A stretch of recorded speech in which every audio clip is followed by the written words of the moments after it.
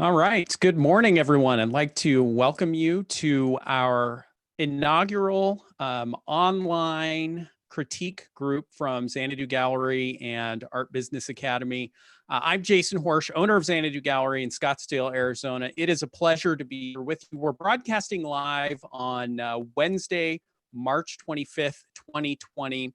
And I thought as we got started this morning, I would spend just a minute talking about the kind of the genesis of putting together the online critique group.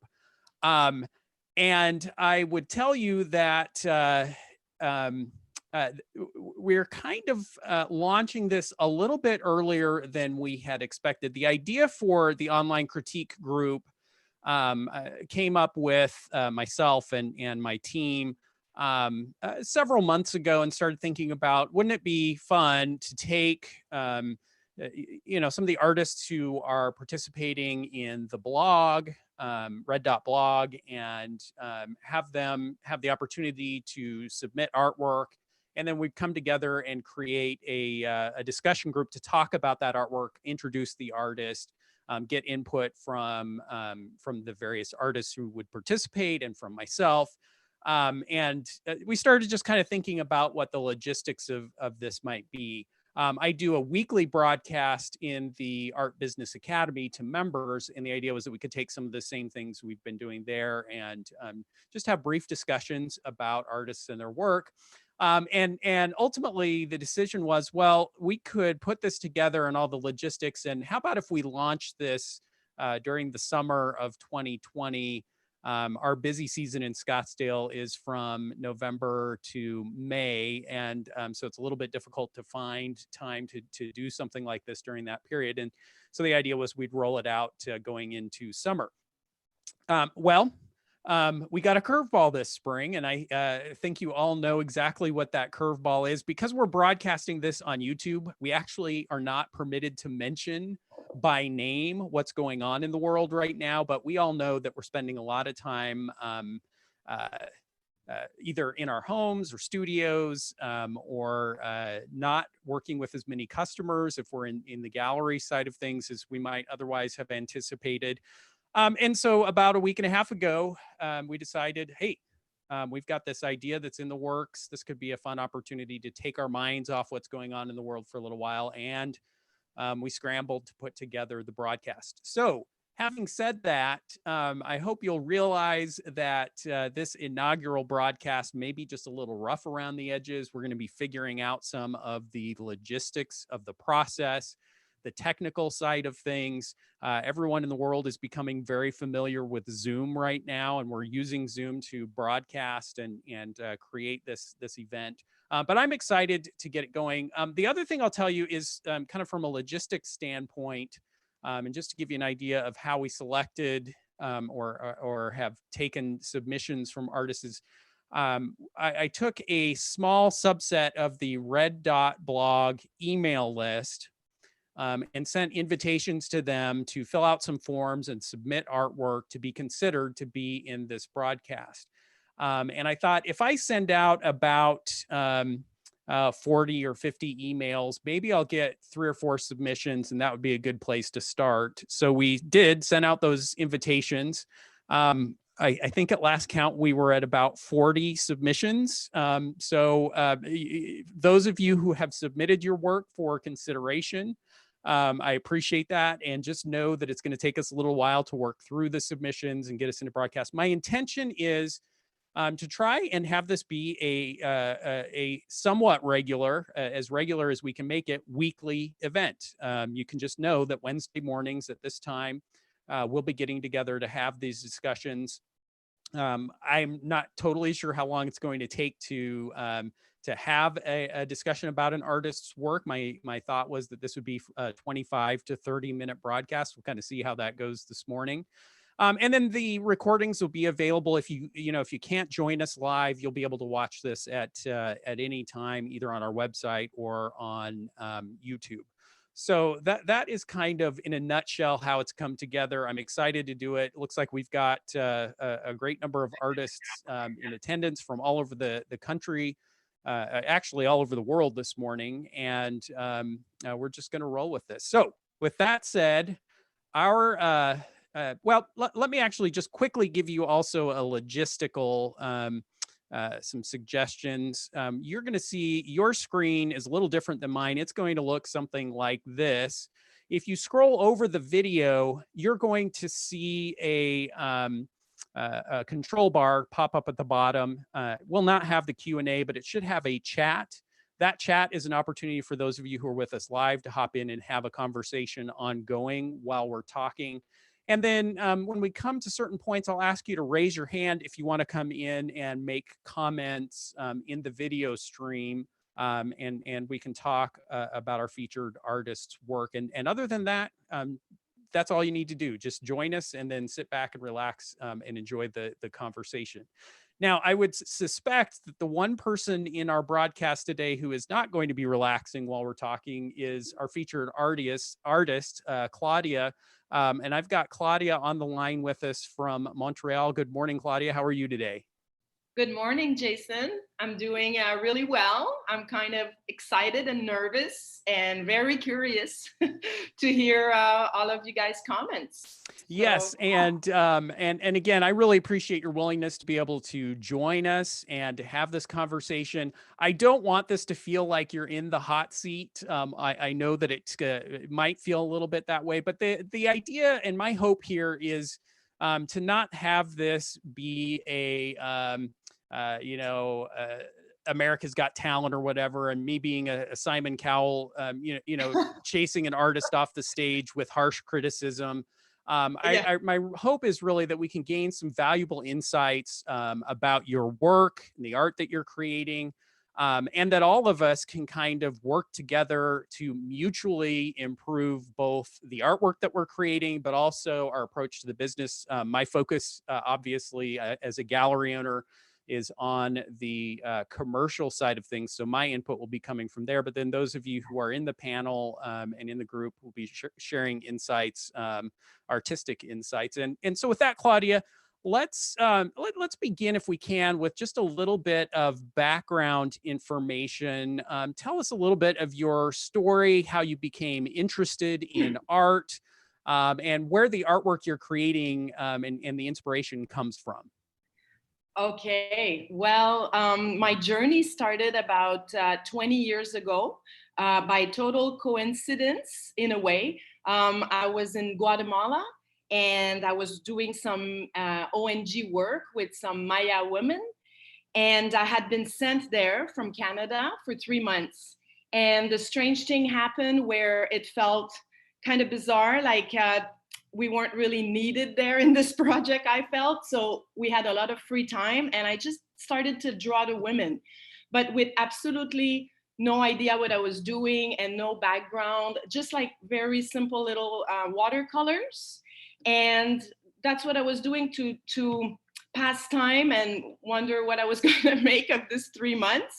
And had you had any background prior to that? Any art classes in school or any? No, not at all. I had been traveling for 5 years, when I was young, just being a waitress and then going to India and always exotic places, but never with a trade. I didn't go to school.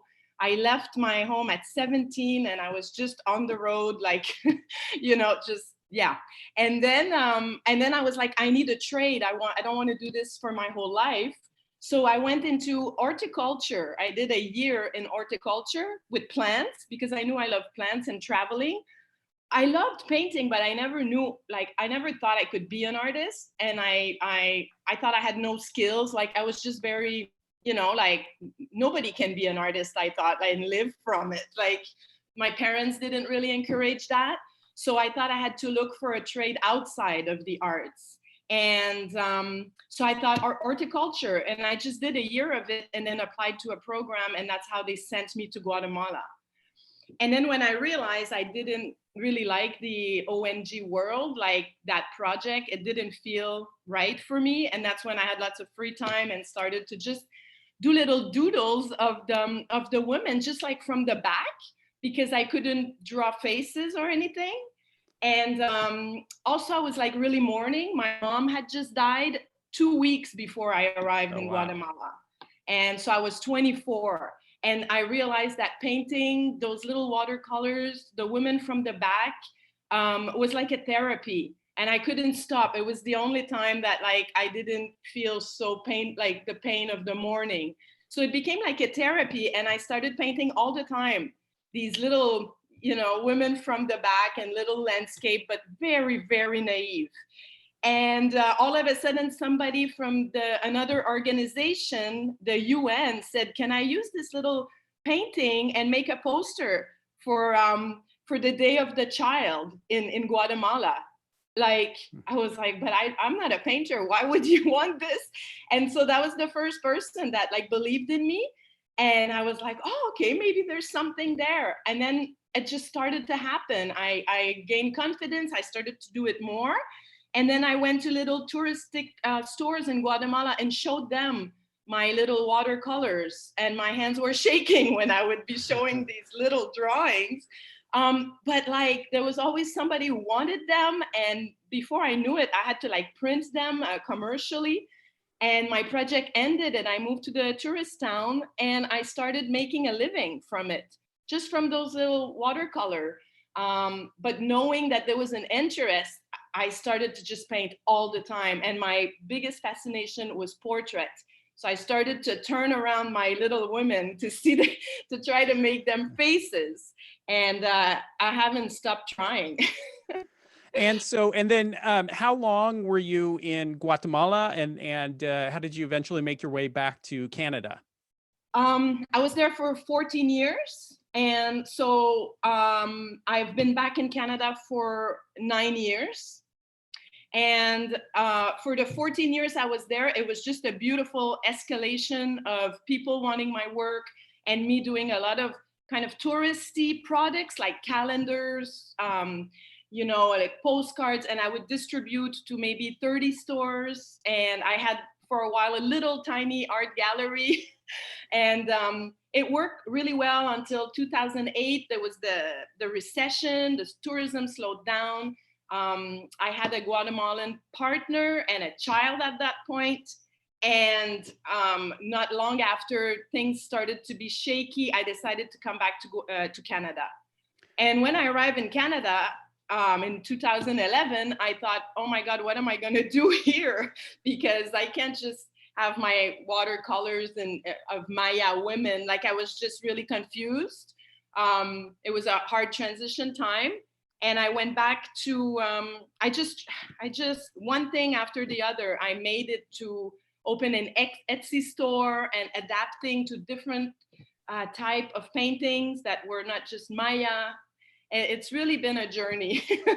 Yeah. Yeah. And so now, as you continue, and you are continuing to paint full time, is that correct? Yes, it took me about 2-3 years to reestablish like a new sort of business when I arrived in Montreal, and now it's been like 6-7 years that it's really full time.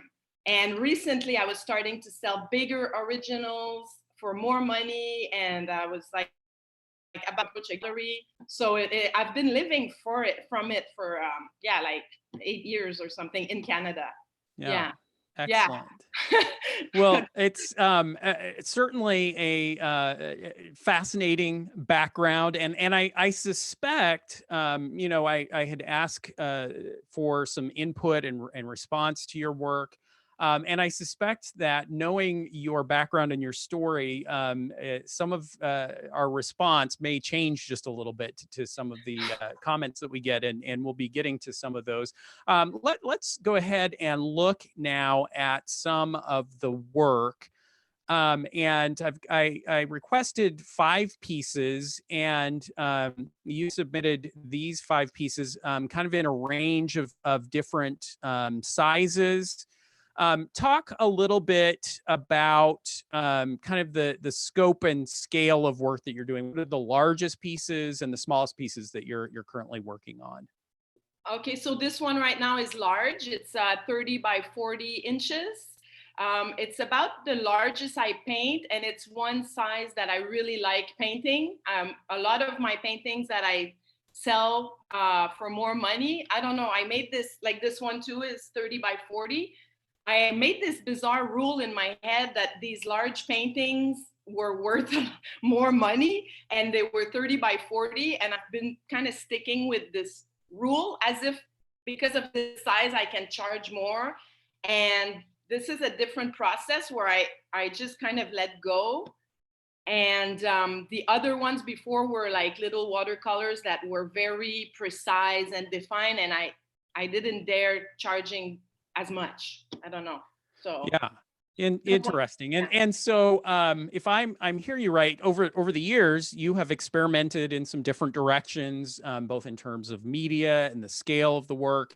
And you have seen a positive response to some of the various efforts that you've undertaken to create new pieces. yeah, it's actually very interesting what's happening because those large pieces that we see, like this one 30 by 40, are only liked by, not only, but they're only bought by a certain type of people. And they're not the ones that I'm selling a lot of prints on my Etsy shop, which is also like my main, well, it's about, my Etsy shop is about, 70, 80% of my income. But then those large pieces like this, I don't sell as prints. For some reason, there's like two different interests. And And you've tried to sell them as prints, they just don't sell as well. exactly. Sometimes they do, but I feel like I'm in this shifting part of my journey where I'm trying to shift into the more intuitive, more loosely painted style. And hopefully I could just do that and not go back to the very tight and precise and cute uh, watercolors that sell a lot. And I'm really happy they sell, but I've lost the interest of doing them. Uh-huh. So yeah, this is what. Yeah, and that's it's an interesting challenge that I see a good number of artists, including some artists that I show in my gallery here in Arizona and have shown for many years, where they too will have kind of maybe not dramatically different directions that they're working in, but some new things Mhm. that they're trying and that they're excited about, and they kind of have this challenge of continuing to having basically by necessity to continue to create a line of work that they're well known for, while at the same time experimenting and putting out some new pieces as well. So what you're describing, I think is certainly not completely unusual to have different people interested in different works. Yes, Um, exactly.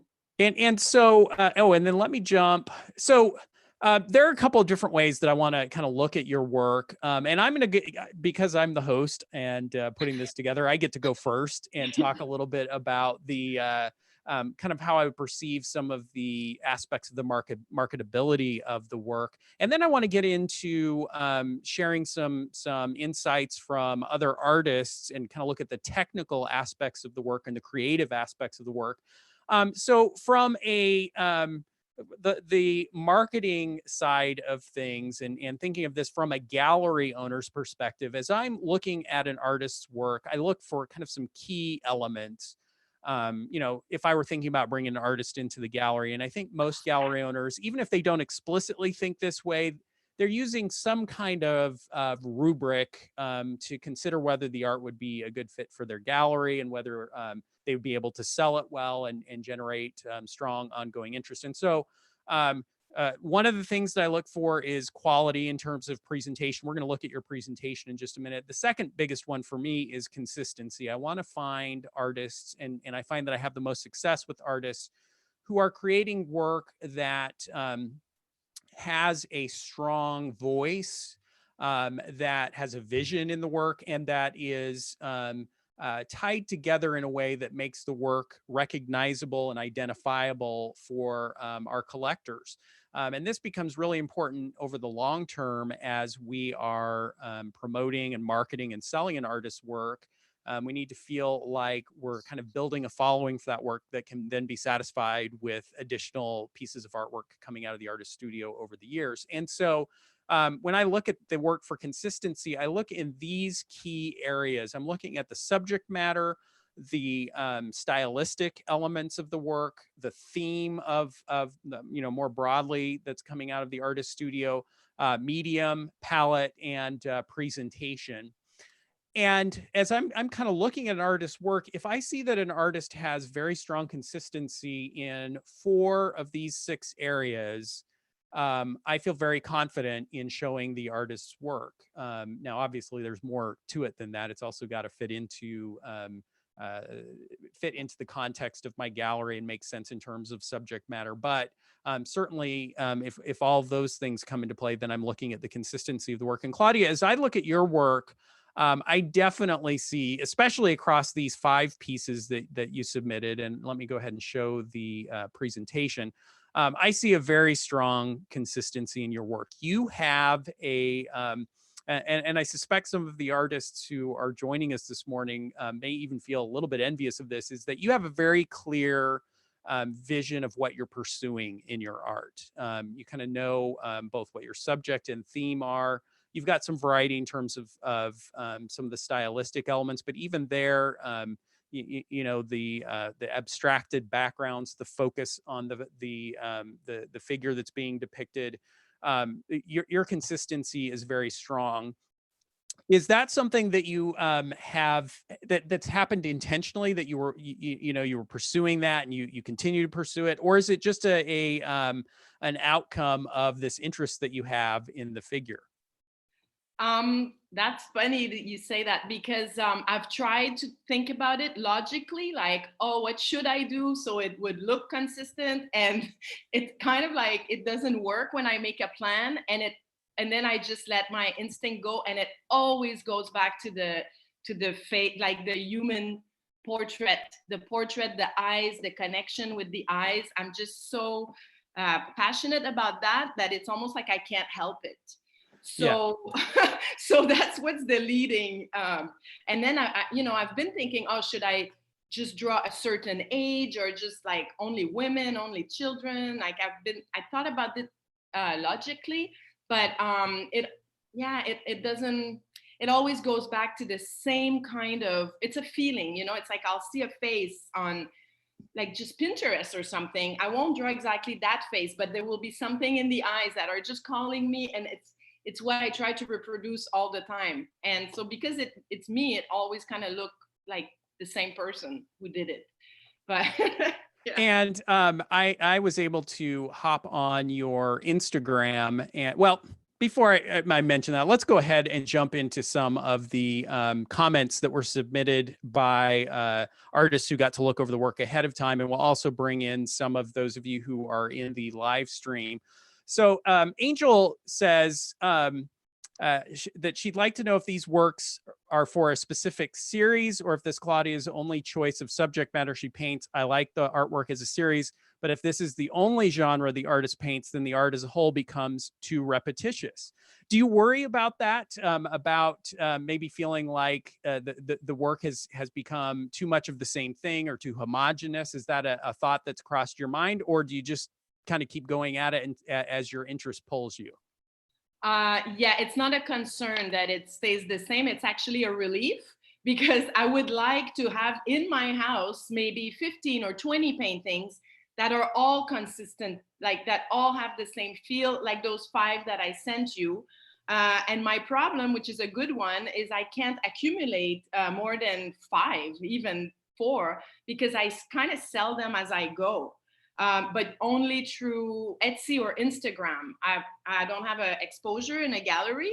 So my next step is to accumulate 20 that would have that feeling. So it's a good problem for me if they look the same. I don't know if that makes any sense. Yeah, it does. And I would say that as I looked through the comments that had come in, this was kind of a repeated question. How much variety is there? How much range of different work? How different, though, would you say are the smaller pieces in the work that you're doing on Etsy? I suppose if I had done my legwork, I could have had some of those images up here to show us, but I suppose we could go visit your Etsy store and see them there. But just from your perspective, how similar or how different are they in terms of consistency?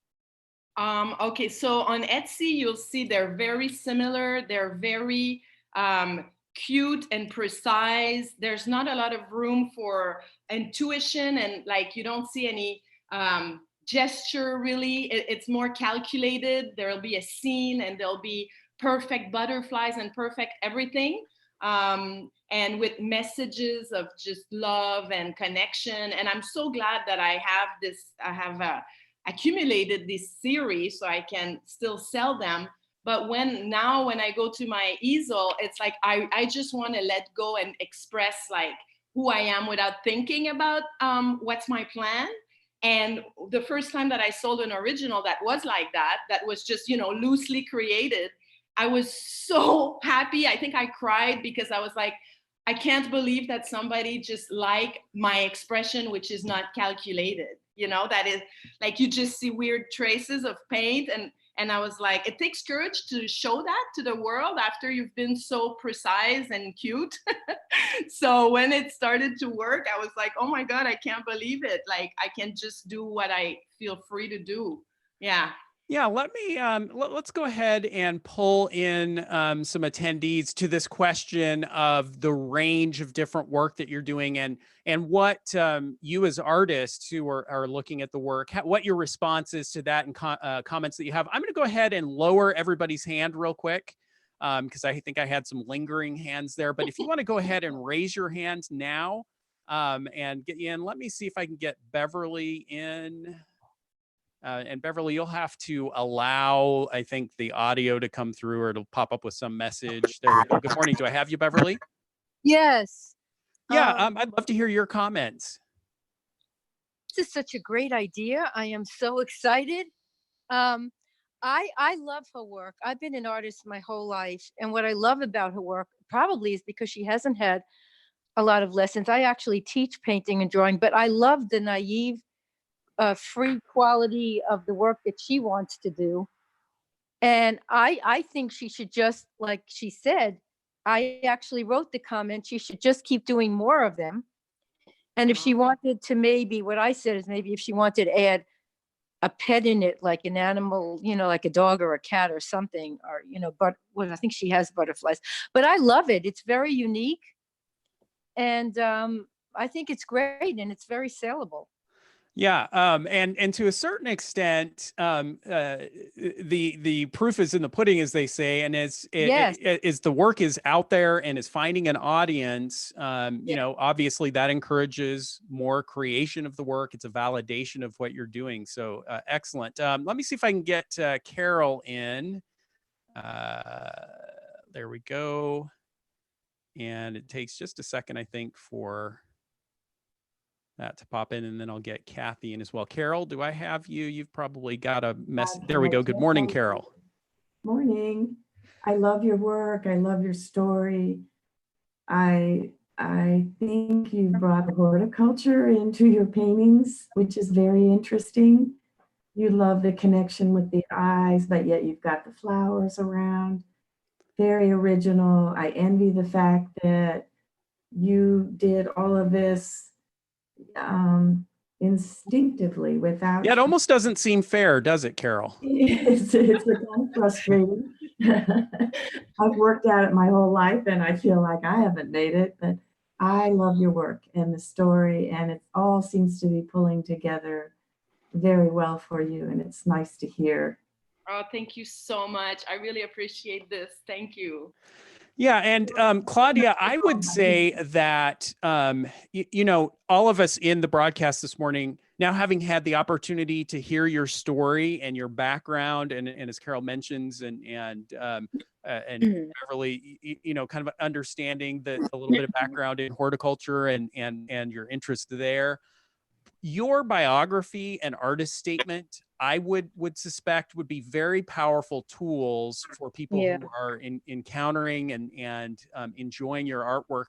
To have that understanding adds a whole other dimension to the experience as we look at your work.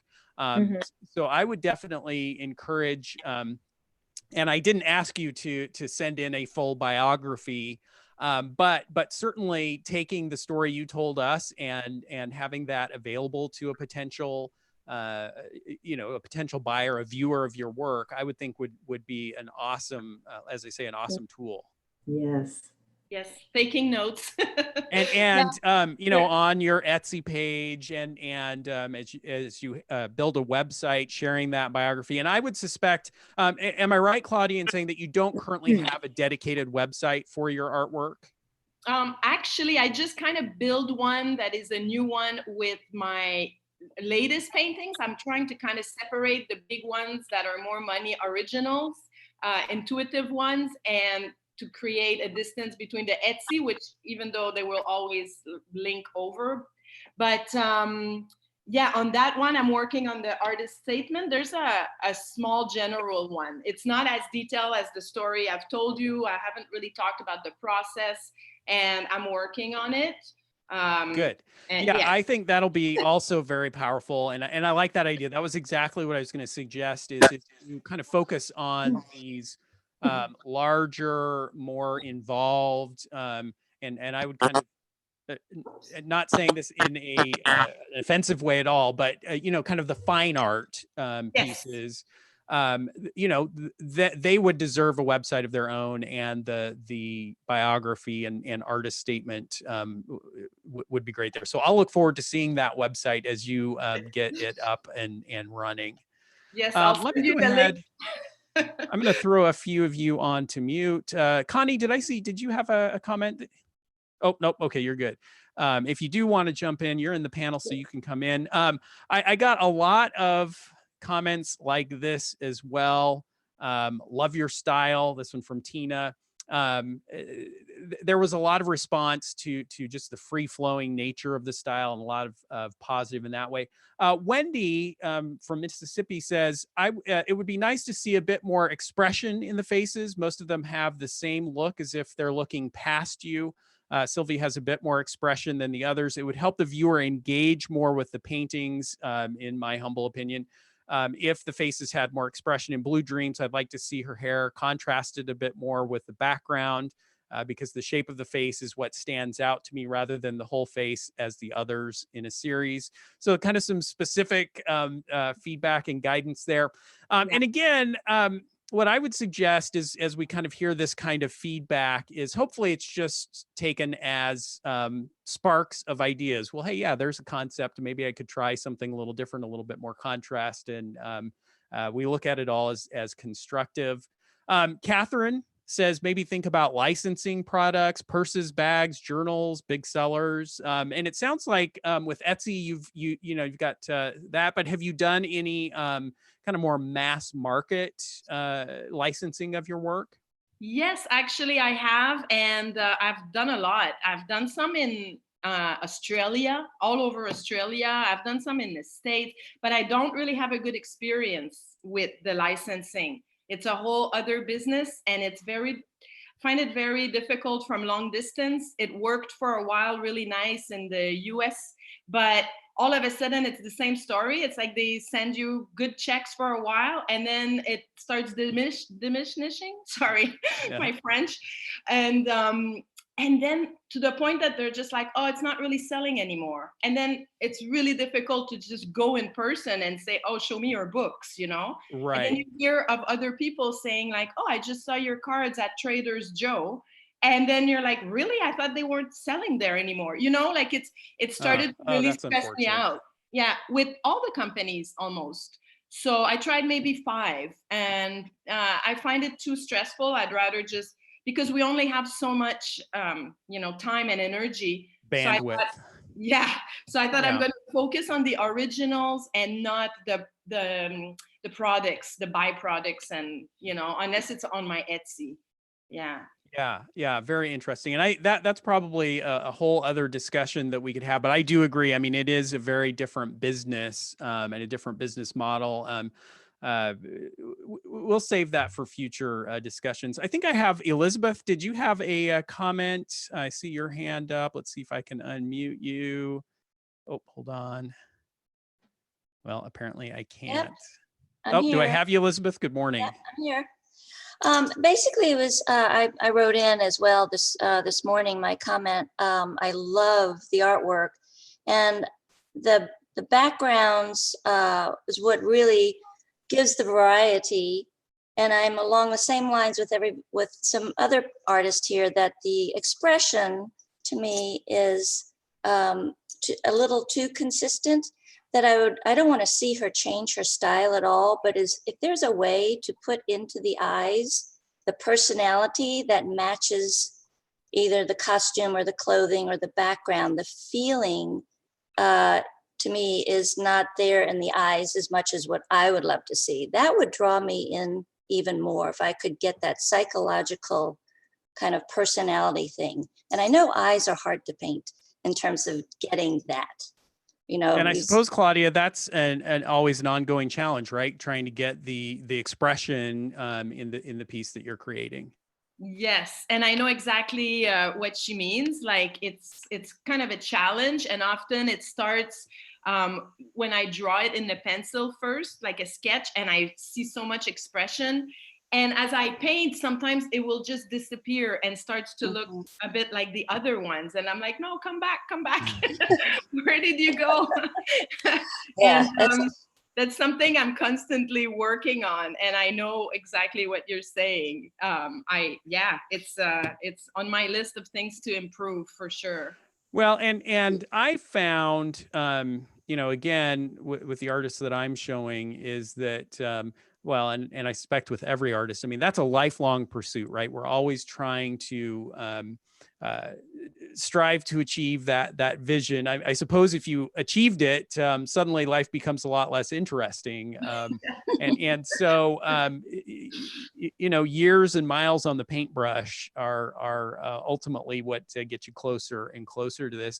Claude says, I would guess that these would appeal to a limited spectrum of buyers. And I included this comment because I think that's a very interesting consideration for every artist. There is this this balancing act, right, between creating work that you're excited and passionate about, that is driving you artistically, counterbalanced, and sometimes it almost seems like maybe it is a little bit of an impossible thing to reconcile between what you want to create versus what will sell. But I have found, and I think that many of you have also found, that actually, as you are pursuing your passion and creating the very best work that you can, even though it may not have a broad mass appeal, although I would suspect that, Claudia, your work does have a pretty broad potential cross-section of the marketplace. But I found that you don't have to have the mass market. As we're selling art, we're not looking to move millions of units typically. That goes more into the licensing or reproduction side of things, but especially with fine art, it is not about the volume as much as it is about finding a very passionate group of collectors who love what you're doing. And, as you perfect your work and kind of tap into that niche market, eventually they can start buying every single thing you create. And, because they're all one of a kind and hand created, you can only create so many of them in your lifetime. Yes. So the name of the game isn't necessarily going broad, but rather finding that passionate audience. And then hopefully as the demand continues, the prices or the values increase, and that's where you start to see the ultimate long-term success. I've got a number of folks with their hands up. Connie, I see you in the panel. If you want to hop in, good Hi. morning. I was going back to Claudia's point about how much joy she's taking in this new form that she's using. And to me, it reads as if the spontaneity has added a dimension to the back that isn't quite there in the face yet, but it's almost there. And I think the exploration of that spontaneity in painting the face would do a lot for the expression that people are talking about. Just as a thought, especially the last one with the black at the bottom, and I don't remember the title, but that has a life to it that some of the others don't, because the background is totally involved with the face. And I think that was something that going forward would make it much easier for her to find a new audience, if that's was her interest. But obviously she's doing very well, so and the work is beautiful. But I think it's interesting that it's become more and more abstract, and you can see that progress in the last ones that we're looking at. Yeah, awesome. Yeah, thank Claudia, you. any response to that, those comments? Yes, yeah, I hear what you're saying, and yeah, it feels more risky to go mess up with the face, to just let go with the face. It's really scary, and I'm trying to take more risks every time and be like, it's okay that it's not perfect, and it could match the looseness more of the background. So yeah, I'm trying. Well, I like the idea that the face is coming forward as a finished product from the background. I don't think you need to mess up the face. Don't get me wrong. That's Okay. what I'm saying. It's just Oh, that okay. the background has become an equal player in your artwork. Oh, okay. I see. I That would be see. a path that you could pursue and not be producing the same thing every time, if that was what your concern was. I think it's Okay. to move forward. That was all I was saying. Yeah, that's very interesting. Very interesting. Thank you. I didn't do it on purpose. It just happened. But now that you're mentioning it, I will totally take that in consideration. The role of the background and how it doesn't compete with the face or that kind of thing, Yeah, that's great. And so this next comment from Dolores in New York, I think, is very interesting. And I'd like to hear your response, Claudia. She says, let me pull it up here. They're all self-portraits. Yeah, it's probably all my inner child.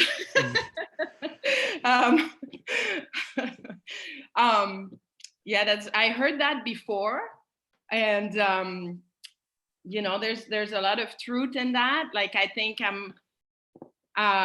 what I lacked in my childhood was connection with adults and connection with other people. I was in my little world. And I think through my older life, I'm just still looking for that connection. And so it's me looking, it's kind of my, yeah. And yes. And, that would certainly explain the consistency of the work that it really is an outward expression, even though it's manifesting itself in these different figures. I would argue, though, that any painting, I would suspect, any artwork, sculpture, abstract work, to some extent, landscape painting is a self-portrait.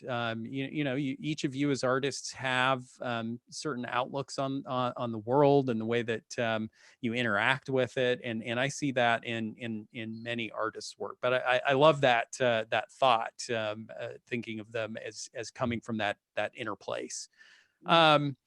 We have gone significantly longer than I anticipated that we would, and I can see that is going to be the nature of these conversations. Just a couple last quick questions, Claudia. In terms of the fine art pieces that you're creating, what is your how many pieces are you producing, let's say, per month? How much work are you doing in a month? If it's not a busy month like December for the Etsy world, I would say at least 3 or 4. Yeah, I can go one a week if everything is going normal. Yeah, even excellent. maybe just not in December. Yeah. And where are you showing and selling most of the fine artwork? Actually, on Instagram. I've almost sold them all through Instagram. There was 2 people. It seemed that they collected them because they have maybe 5 of each, like 5 each, of bigger pieces. There was one person who bought a few on Etsy that were a lot, like $2,000 or so. And I was like, wow, that really impressed me, because she would just buy them and I would just ship them, and with almost no interaction, and I was very wondering what was that about. But anyway, she bought also maybe 5. And so, yeah, but usually not on Etsy, the big pieces. Usually it'll be on Instagram. Somebody will DM me and we'll arrange something with PayPal, and then I'll be shipping internationally, which it's not my favorite thing. Yeah, challenges, definitely. But so no gallery. I had a gallery in Guatemala that would sell, because I have a son. He would go back to Guatemala and bring a couple paintings with him rolled in his bag, but that just became too stressful because for many reasons. Yeah. My son became stressed out at the borders with the artwork, and I was like, okay, we're not going to do that. But that was going well, that with that gallery. I just I don't have any gallery in Montreal. I haven't asked anybody. It's on my Well, list. and it's a challenge if, as you say, you're having a hard time keeping up the inventory, producing the inventory because it's all selling so quickly. You know, it becomes a challenge to build up enough to go and talk to galleries. But what I would suggest is that it seems to me that you've got an opportunity. There's a clear interest in the work. You have proof of concept in terms of having sold the work. I would think that, to me, the fact that you're having a challenge building up inventory would be an indication that the price points are probably lower than they potentially could be. In other words, you've got some room to move those prices up. And certainly if you were to move into showing them in galleries, I would expect that that you could see a dramatic increase in the values of those pieces that you're selling. So definitely something I'd encourage you to consider as you continue to build out that body of work. Okay, yeah, I will for sure. Yes. Well, Claudia, I want to thank you for being willing to sit in the hot seat, be our first featured artist in the online critique group. I want to thank everyone who's joined us this morning in the conversation for your contributions. This is, as I say, going to be an ongoing thing. So I look forward to having you all join us in future broadcasts. I'm going to ask you for a couple of favors as we finish. This video is going to post to YouTube. I've created a new Xanadu Gallery YouTube channel for the online critique group, and I need you all to subscribe to that YouTube channel. That helps us get broader visibility for the video, and it also allows us to have some features in the YouTube live broadcast that we don't get otherwise. So I'm going to send out a link just shortly after this broadcast completes with a direct link into YouTube. And I just ask you to subscribe to that channel. And then on YouTube, you can leave comments, and anything that I didn't get to, feedback that you have for Claudia, that YouTube video with the comments would be the place to copy and paste your comments that you made to me into the comments if I didn't get to them in the session today, or to leave other thoughts that you had or impressions of the artwork. And that's where we'll kind of continue this discussion. Again, Claudia, thank you so much for joining us and for participating in this broadcast. Thank you so much, Jason. It was really an honor to participate. I really appreciate everything you're doing. I've read your books. I read your blog. And thank you. That's why I'm not starving anymore. Very good. Excellent. Well, I appreciate all of you joining us. And Claudia, thanks for joining us this morning. Thanks everyone in the panel and for your input. Keep an eye out for an email next Monday announcing the next broadcast a week from today on Wednesday. And we'll look forward to seeing you then. Thanks everyone. Take care. Thank you everyone for your comments. Thank you so much.